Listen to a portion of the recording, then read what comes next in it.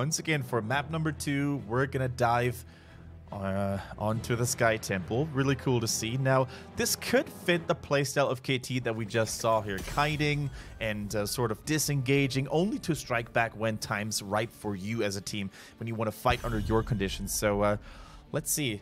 They can't afford to lose the early game that hard, though, because on Towers of Doom, they struggled really hard. The map is more forgiving, though, and will allow you to come back more easily. On Sky Temple, if you lose the temples early on, if you lose structures early on, it's much harder to do the exact same thing. Draft, not even chill. No delays at all. Hanzo still so popular in China, getting wins on all the games we've seen him in, but this time, well, almost all the games we've seen him in, because RPG did lose. But to the point where they're like, okay, yeah, this is a problem, and have banned him. Junkrat and Malfurion, on the other hand, so good returning for KT. All right, looks like KT knows exactly what they want to do. If it ain't broke, don't fix it. So we see Hope on that Junkrat, very likely again. We see the Malfurion, the Twilight Comet, maybe even could be launched with the Garrosh if he ends up getting picked there as well. It wouldn't even surprise me if Beyond the Game picks it right now. If they do have a tank player that plays Garrosh a lot, then I would say, you know, just steal it away from the enemy team or ban it at the very latest for the second ban round. And BTG, finally the draft slows down here, trying to work out what else they want to go with this. Wouldn't be surprised to see Tyrael again, even though it did go down in the last game. It's only because it didn't have Sank on cooldown, which is always an issue with Tyrael, but it's one that can be worked around. So Tyrael and something else I would consider to be quite likely, and I wouldn't be surprised when their ban phase comes around to see them ban Garrosh. Yep, very true. Garrosh either picked or banned for sure, unless Beyond the Game analyzed the reasons why they lost the last game very carefully, and they're like, okay, so if we just play this a little smarter, if we just play it a little more carefully, then even the likes of Garrosh shouldn't be a big problem. The fact that they picked Jaina into this, though, makes me think that they're going to ban Garrosh. Jaina, as all mages actually, struggled really hard against the tanky orc, because especially when brought to low HP, his armor is going to shut down so much of the damage of those abilities. I mean, she can kite him well. Like, she's actually really good against those low mobility tanks. But she still obviously has the issue of just getting ground breaked, and then that kind of ruins your tanking. Your kiting, sorry. Stukov once again being deployed with the Maiev. We see Warden's Cage into Lurking Arm. Did do a lot of work in the early stages of the game, but in the late game, it just didn't really have the impact anymore. Yeah. Too good was the positioning of KT. Too clean and crisp their engages. Yeah, Stukov got interrupted a lot as well, so that was actually just really nicely played.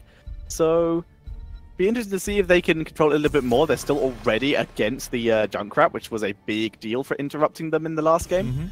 Let's see, and Garrosh pretty quickly locked in. But that's good, actually, for KT, because they've already banned ETC. So now they are probably going to be able to pick up, say, Johanna, Diablo, or Muradin.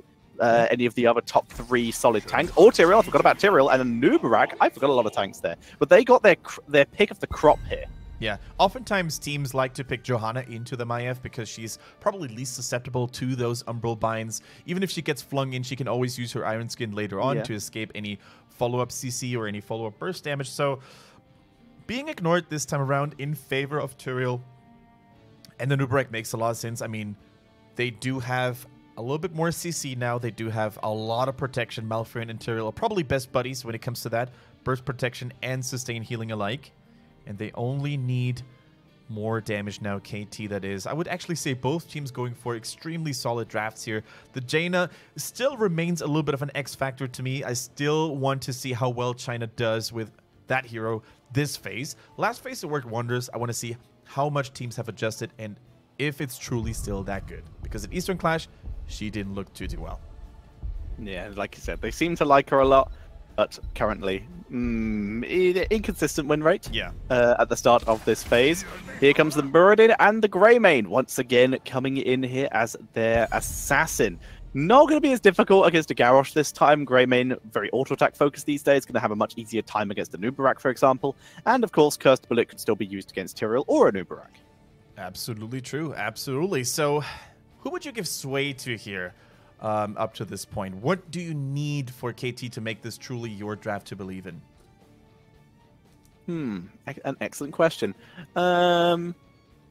they already have some pretty mental dive potential, so I wouldn't mind a mage. I mean, Junkrat's already pretty consistent damage, so either a mage or a finisher. So I'm going to go with Chromie, Gul'dan, or Genji.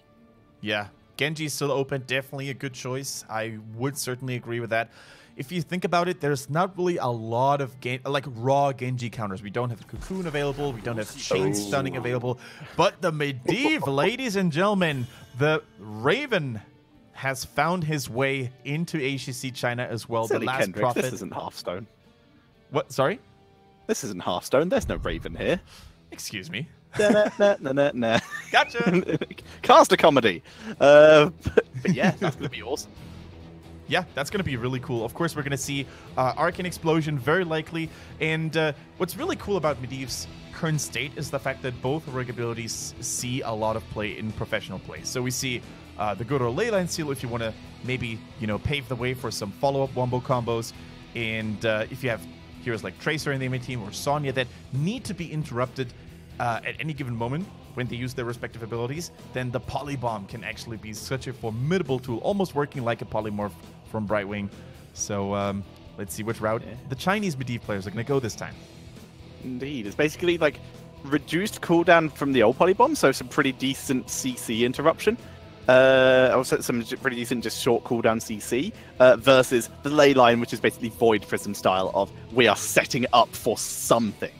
They don't have a huge amount to set up for, I would argue. And also, this really does detract from what I thought they were going to go for, which was a potential burst build with a noob and then Tyrael as a follow-up to keep a noob alive. Will basically give them the opportunity to burst anyone they engaged on with the very squishy backline and still come up without a huge amount of burst here outside of Biokill Switch. Could have been really punishing. Instead, it looks like they actually do want to go for sustained fights, and that's going to be risky into Lurking Arm. So regardless of which heroic ability Medivh is going to go into, I think it's going to be a formidable tool to potentially stop all that cuddling action coming in from beyond the game. Because whenever you have a Maiev, you drop the Warden's Cage, then everyone is naturally going to be clumping around because they want to focus on certain targets. But if you have a Polybomb in there, they're just going to become sheep here. By the way, guys, let me just introduce the team here. Beyond the Game with 619 on Malfurion, LLK on Medivh, Druid playing Stukov, Dancing on the Greymane, and Lai on Jaina. And on the right, it is KT with Hope on Junkrat, Kaitu on the Anubarak, TWT on the Malfurion, Lycia on the Tyrael, and Hanshi playing that Medivh.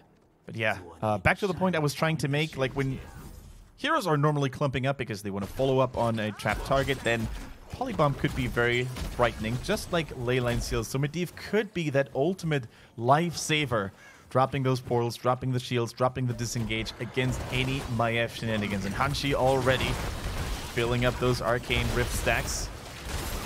Yeah, he's gone for Raven's Intellect, going for the mana regen. Beautiful jump by LLK. No stuns coming in for Kaitu yet.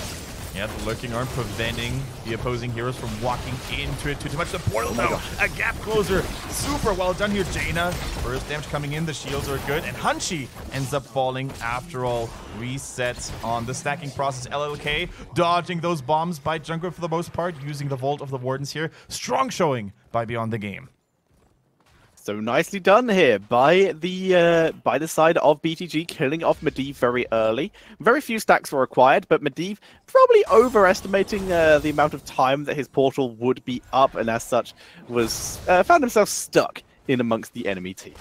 All right. I mean, this kind of looks like game one, right? Where Beyond the Game was able to really put on the heat in the early stages of the game, but only to find themselves crumble under the late game pressure by KT. Let's see if it's going to unfold the same way. However, both teams putting a lot of emphasis, a lot of focus onto the night cams. Can't really blame them too much, because with those, you're going to be able to destroy towers and maybe even the fort if you put a lot of pressure on it. In the previous series, we could basically see exactly that. Yeah, TWT just dropping a Roots for good measure. If you don't have the trend, then it's literally going to do nothing. Kendrick, I'm going to make a bold prediction. Go for it. I love it. The way KT are microing through the portals in that first fight, I don't think it's going to be Dust of Appearance, the more usual potential level 4 talent coming in for Medivh. I think it's either going to be Mage Armor to just do what they do with Bunker and just micro for armor, or Raven Familiar for burst. I mean, I would love to see either of those two talents. I think especially the Raven Familiar is such an interesting talent. We have yet to see the full value from it, though. Hope using It is Raven Familiar. Hey, nailed Excellent. it. So can you explain to us what that talent does?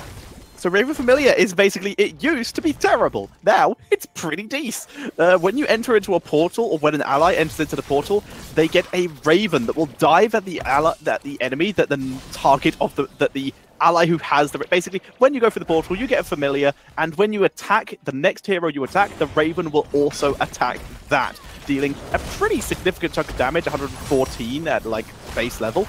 Yeah. So you can actually, if you send through everyone, get a huge burst of damage here. Right now, not using it, though, but they're still fighting over this objective. Nice done by Noob, getting the double hit. Here's the portal, microing through. Junkrat's died in the backline, though, and BTG have just kind of shredded. The objective is taken here. It's a 2-for-0, but they do grab the mercenary camp, so not really worth, but it's something.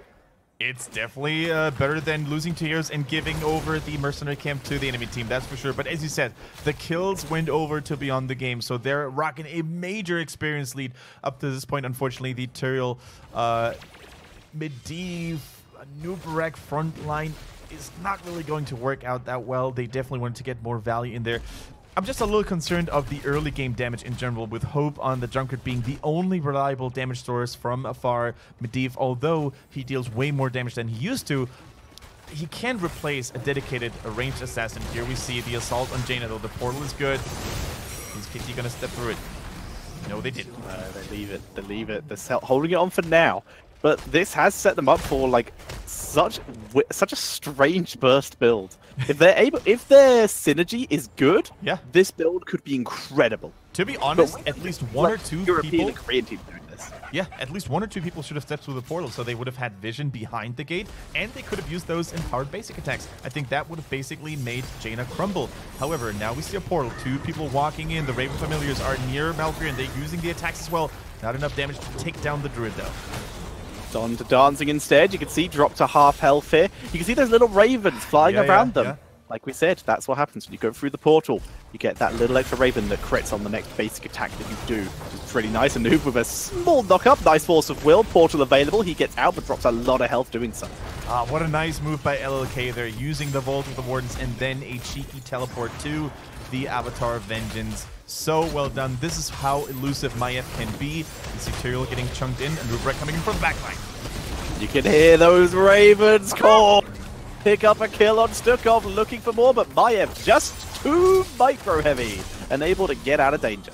All right, shields galore. Despite a numbers advantage, they just weren't able to win this team fight decisively enough to even keep on pushing. Jaina actually having a wonderful time, a jolly good old time there in the bottom lane with the mercenary camps, almost single-handedly taken out the bottom fort. And for the second temple phase, which is also going to spawn in the bottom lane, you know, that's going to do a lot of work for Beyond the Game. They even played well in the macro game here. They realized, you know what, most focus and most attention is going to be in the bottom lane, so let's apply a little bit of pressure in the top lane in the meantime. Bruiser camp taken by BTG. KT's not even started yet. So here we see the moves here. Moving up into that more aggressive position. Also, I missed a bit of Raven Familiar. It actually gives a 30% slow. So that's pretty important. Missed that the first time reading through. As we do see them in position. They do still go for Arcade Explosion as well. So all in for this dive burst style. Yeah.